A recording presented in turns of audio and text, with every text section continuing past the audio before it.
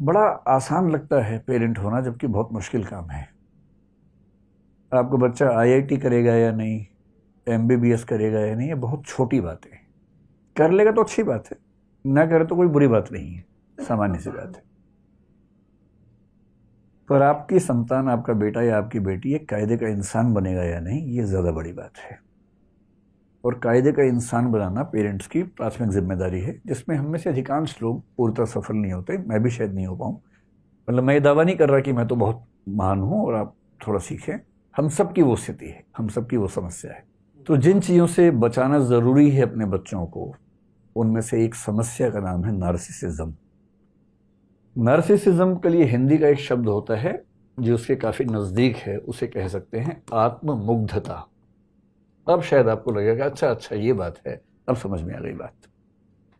आत्ममुग्ध होना होता है, छोटे बच्चों में टेंडेंसी ज़्यादा दिखती है, क्योंकि छोटे बच्चे ईगोसेंट्रिक होते हैं। ईगोसेंट्रिक का मतलब दुनिया के सेंटर में खुद को रख के जीवन को देखते हैं। एक शब्द आपने सुना होगा जिसको बोलते हैं सेल्फ कॉन्फिडेंस। और आप ये भी जानते हैं कि हर पेरेंट्स चाहते हैं कि उनके बच्चों में आत्मविश्वास होना चाहिए। ठीक भी है, आत्मविश्वास होना भी चाहिए। कई बार ये समझ नहीं आता कि आत्मविश्वास की रेखा कहाँ खत्म होती है और आत्ममुग्धता कहाँ से शुरू हो जाती है।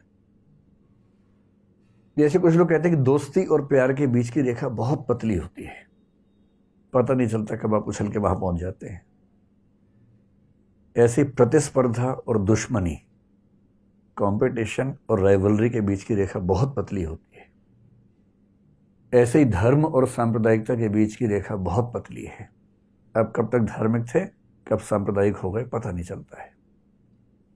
ठीक ऐसे ही आत्मविश्वास से भरे होना और आत्ममुग्ध हो जाना, इसके बीच की रेखा भी बहुत पतली है, पर रेखा है।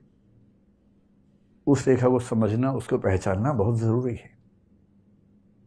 मोटे तौर पर आत्मविश्वास एक बहुत अच्छी क्वालिटी है, पॉजिटिव क्वालिटी है, होनी चाहिए। और नार्सिसिज्म यानी आत्ममुग्धता एक ऐसी स्थिति है जो कि न केवल उस व्यक्ति के लिए समस्या है जिसको है, बल्कि उसके आसपास के समाज के लिए भी एक समस्या बन जाती है। टॉक्सिक समाज बनता है, विष भरा समाज बनता है। तो समझेंगे, बहुत प्यार से समझेंगे, मोहब्बत से समझेंगे, एग्जाम्पल से समझेंगे, फिल्मी गीतों से समझेंगे कि ये क्या है, और फिर चेक करेंगे कि हमारे अंदर है कि नहीं है। मतलब मनोविज्ञान पढ़ते हुए एक सामान्य टेम्परामेंट क्या होता है कि मैं तो ठीक हूँ, बाकियों के अंदर है ये प्रॉब्लम। और मजे की बात है, बाद में समझ में आता है कि नहीं, मैं भी ठीक नहीं हूँ, मेरे अंदर भी है।